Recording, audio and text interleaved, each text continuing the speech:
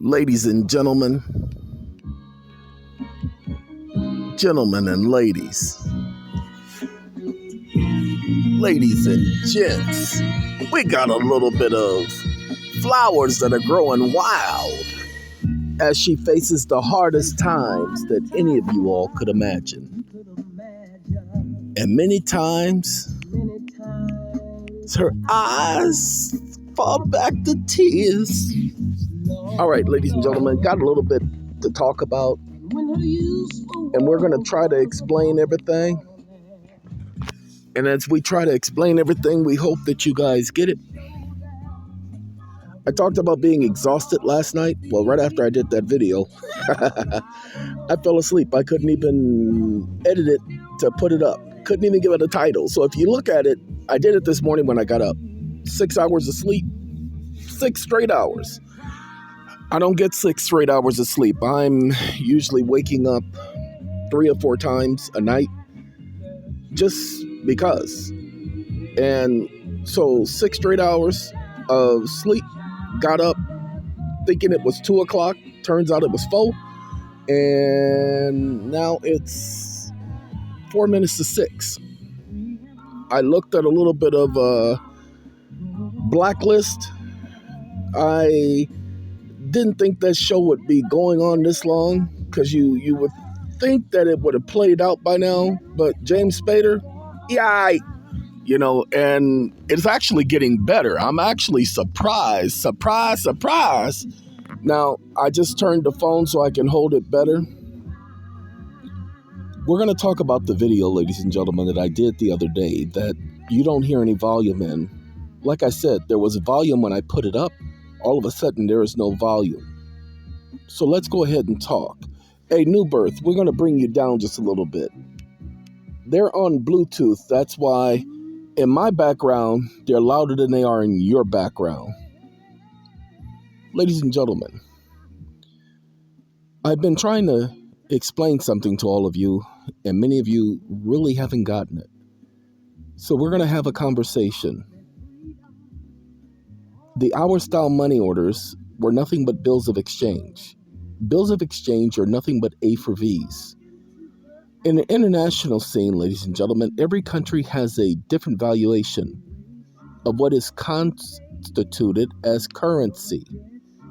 However, if you look up the definition of bill of exchange, as I was showing in that video, a bill of exchange only deals with an international issue. You don't have any local bills of exchange. There are no bills of exchange at Bank of America. They either have checks, and more checks. That's why pay attention, UNCTAD Convention, the section that I show you in the video, says that a bill of exchange or a promissory note are not checks. Never to be considered checks. So the federal courts cannot call your bill of exchange under UNCTAD a check. You're going to learn something else in that video. If you just watch the screen, you'll see that the federal courts can't even say that it's invalid. They have no jurisdiction over it because it's international law. International law that they signed and agreed to at the convention. I was just talking to somebody today, and he decided to look up the word convention. I'm going to suggest you all look up the word convention and then look up the phrase, the financial term, bill of exchange. And now, let's go ahead and give you a little bit of an understanding of the production of the hour-style money order. Now, a lot of people say, oh, he got the hour-style money order from this person and that person. You must be out of your... I'm sorry. Oh, God. Ladies and gentlemen, as I told you, I wasn't watching videos when I created the hour-style money order. Well, no, actually, no. Let me correct that. I had just started watching YouTube videos. Not A for V. Didn't know anything about A for V. Didn't catch on to the A for V craze because we weren't doing A for Vs where I was. I was watching videos on mortgages. And I came across this guy named David Jones. Or was it Sam? No, it was David Jones. And Dave, he's still doing videos. Not a lot, but he's still doing videos. And I was just watching his videos on the courts. And I sat up there, was trying to pay my best friend's mortgage off. And I started coming across A for V videos. And I looked at it and I saw the elements. They were talking about signing at a 45-degree angle. I knew that. When I was a kid, my mother used to go to what we called the county building. We, in the ghetto, we call it the county building. Well, basically, it's a building that says County of Los Angeles Social Services Department. But we call it, for short, the county building. It was about 1.5 miles away from our house. And we would go there, and we'd have to sit there for hours. And I'm not joking when I say hours. We couldn't get up, couldn't move, could barely go to the restroom because my mama wasn't playing that. Just letting you know. But my mother had all of us, because you had to do things in triplicates. When you signed papers, you had to literally, because there were no copy machines and there was no carbon paper back then. Yeah, you know how old I am, huh? And we had to fill out those forms, and she had to do several different forms because they didn't have, again, copy machines. So we had to do more than one copy. And so she had us, here's a pen, here's a pencil. Go ahead, and I need you to do exactly the way I did it. And we had to copy what she wrote. There you go. We were her copy machine. So we were her invention of a copy machine before there were copy machines. Well, I noticed that when she got things stamped, they put a stamp on it. It literally, there was a stamp placed on the document and with a signature across it. Ladies and gentlemen, I went to Puerto Rico and I had it was called the All-State document. And I had my All-State document with me, and I got it notarized in Puerto Rico with the Secretary of State. Now, here, they had not known me. I had just gotten there. And I had the person who I was there with, I had him take me to the Secretary of State's office. And we go there, and I get my document notarized, and then they put a stamp on it, and the representative comes and puts a signature stamp at a 45-degree angle across the stamp. That lets me remember and know that that's been a long-standing practice, the 45-degree angle. Don't let the courts or anybody else make you believe that something ain't something just because they say something. Okay, let's continue, shall we? The UNCITRAL document, ladies and gentlemen, we have no addition in my background, as you guys can see. I like this better because you guys get to see the artists. I don't actually have to announce them. Ladies and gentlemen, the UNCITRAL convention, the section I've shown you, if you go over that and then go through the rabbit hole of the UNCITRAL convention, you'll become an expert in, pay attention, financial international transactions. Why didn't you say international financial transactions? Wouldn't it have been easier? Look here, mother. Okay. You will be able to perfect your instruments. Now, look, I can't enforce your instruments for you. Only you can enforce your instruments. See, as I told you, not all of my instruments have been accepted. But what I do realize is that I have several instruments out there. UNCITRAL is similar to the UCC. It requires a response. If they don't respond, it's considered and deemed discharge. Go and read it in the code. Don't take my word for it, because some of y'all gonna be, well, Eon said, your mama said. Go and read it for yourself. My mama did say that. When I would ask her about this, and my mama said, go read it for yourself. She said it all the time.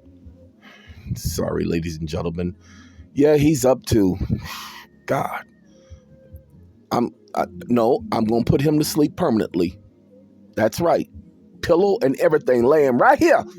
Because I ain't even got up out of this bed yet. So y'all just got to hold on to recognizing what's going on.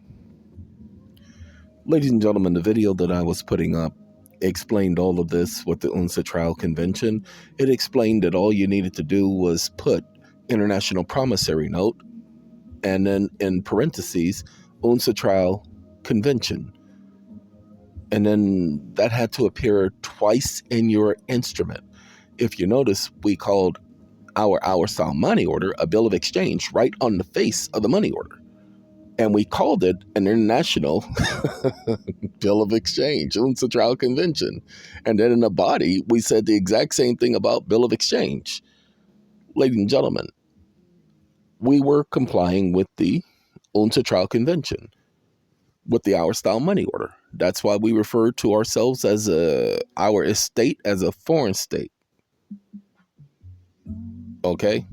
Ladies and gentlemen, I'm going to pause for a second. This right here, this song by New Edition, all I can tell you is out of all the songs they've done, this one, and I don't know what the full title of the song is, but where they say, Mama told me one day this was going to happen, but it never happened. Okay, those two songs are the songs that bring back so many memories and makes me an appreciator of this group. When they put this group together and bringing in Johnny Gill, could not have done better. So, still in love. Back to the conversation about the UNSA Trial Convention. International Promissory Note, in parentheses, UNSA Trial Convention, close parentheses. You put those two statements. If it's a bill of exchange, it has to be the bill of exchange statement. If it's a promissory note, it has to be the promissory note statement. Please understand, do not get creative. Some of you are going to be stupid. You're going to want to put bill of exchange and promissory note on the same document. You can't do that. Why? Because the instructions, you got to follow the act as written. It's called statutory interpretation. UNSA Trial Convention is a statute. It's an international statute. It has nothing to do with somebody's stupid constitution. It is an international statute, and it deals with the signatories to that convention. Well, the United States is a signatory. State of California is a signatory. And remember, it doesn't say nation, it said state. It could have said nation state, but it didn't. So as I explained in that video, California is a sovereign state. New York is a sovereign state. They are not the same. Because they are two separate sovereign states, they are international. Pay attention to the phrase, international. Each state is its own nation. Interesting, ain't it? So if the bank is from one state and you're from another, UNSA Trial Convention. If you are a sentient person and your estate is not, then you are two different entities, two different jurisdictions. My suggestion is you recognize the difference between federal and state, local and federal. Okay? Once you all get what's going on, see, the problem is there are a lot of people out there trying to interpret law. You cannot interpret law, people. God, because you guys don't know how. There's this thing known as the principles of statutory interpretation. There are 7 to 9 principles of statutory interpretation. This works internationally as well as nationally. So do yourselves a favor. Download a copy of statutory interpretation, Principles of statutory interpretation. That's what you're going to need. Understand those principles. Go over those principles. Once you understand those principles, you'll understand when the courts are talking what's out the side of their neck and what's actual fact. Okie dokie. All right, ladies and gentlemen, give me 1 second. I got to change that song. Yeah, we can do You Are My Starship. No, we can't do You Are My Starship because that thing has so many sexual overtones that I ain't playing that. Yeah, we can do Phyllis Hyman and Betcha by Golly Wow. All right, ladies and gentlemen, for the sake of the shortness of this video, this will be the last song, so this song will take us on out of here. But like I said, this is just to explain that video and what was in that video so that you guys can have a better understanding of what was being said, because you couldn't hear any sound. Again, they're not going to stop me. I was just too tired last night to do the video over again. I'm actually too tired to be getting up and getting in there and getting on the computer and doing another video. I got work to do today.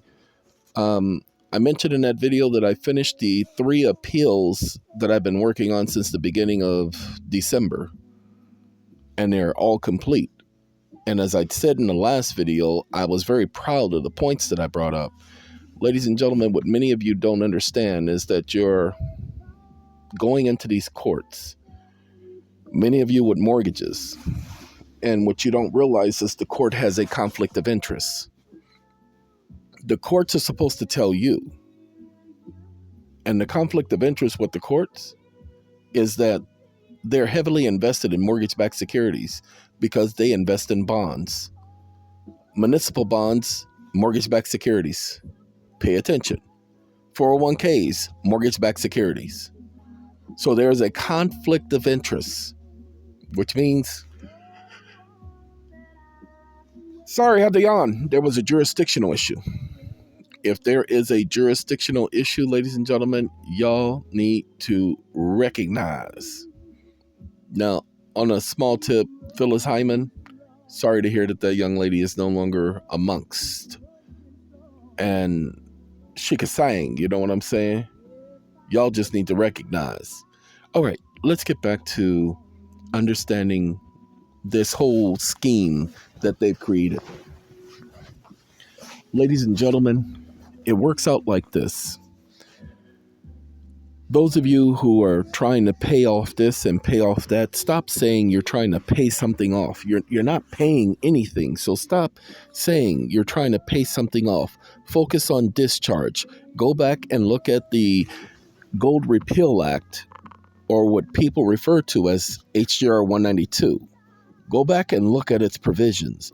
Remember, dollar for dollar, in any coin or currency that is at the time legal tender in the United States. Well, again, that's the angle you should be going off of when you're dealing with tax credits and trying to pay things off with tax credits. Now, those of you who have been listening to these videos and have been associating me with SATCOM, I've already told you, my videos have nothing to do with SATCOM. So if you got a problem, you better go deal with that on your own, because I ain't got time for you. But what I can tell you is, if you understand what discharge is, and if you understand that tax credits are dollars, I've done too many videos showing you guys it's dollars, and that you can use dollars to discharge debt. Man, once you understand that you can use dollars to discharge debt, and you grasp that, and you figure out, wait a minute, I could use unsatral. And if I use unsatral, wait a minute, are you telling me that I could use unsatral to discharge debt, and I could do the dollar for dollar, and then I can use the tax credit? Oh God, and if I pull up templates of unsatral, not those templates that are made by these people who just come up with ideas, but actual international bills of exchange, actual international drafts, actual international promissory notes. If I could pull up copies of that stuff and then create a document, I could be successful. I don't know, ladies and gentlemen. That's why the video was labeled what it was labeled. And it was because of your interest that Google took the sound out of the video. Now, to prove to you that Google can take the sound out of videos, ladies and gentlemen, I had 2 videos. They both had Aaliyah's songs in it, and Google blocked them immediately before they were even fully uploaded. So I had to mute the song in the video. That's why you don't hear any song, but you hear me referring to "Your love is a 1 in a million" and "I Care for You" by Aaliyah. Well, ladies and gentlemen, I couldn't play those songs because YouTube, Google says, those are copywritten. And here's the copywriter. And they filed a claim. Ladies and gentlemen, they did not file a claim. YouTube does that automatically without anybody raising an eyebrow. They know that if the information is for educational purposes, if it's for news purposes, that they cannot hold a person accountable. They know that the Fair Use Act says I can play whatever song I want in the background so long as my videos are educating people on this subject or the other. They know this. I will handle Google in a minute. Me and Google, we're going to have our conversation in a moment. Ladies and gentlemen, if you guys just follow the rules, follow their procedures, follow policy, you will start to have success. Stop thinking it's you against them, because that ain't the case. It is you. That's the problem. You're getting in your own way. Get out of your way and start following policy and procedures the way it's supposed to be. Thank you, Phyllis Hyman and Norman Connors. I appreciate both of y'all. The rest of y'all, have a good night, have a good day, have a good life. We will talk the next time. And this time, I got to turn my phone back this way so I can bring this out. Uh-oh, there we go. Gotta go.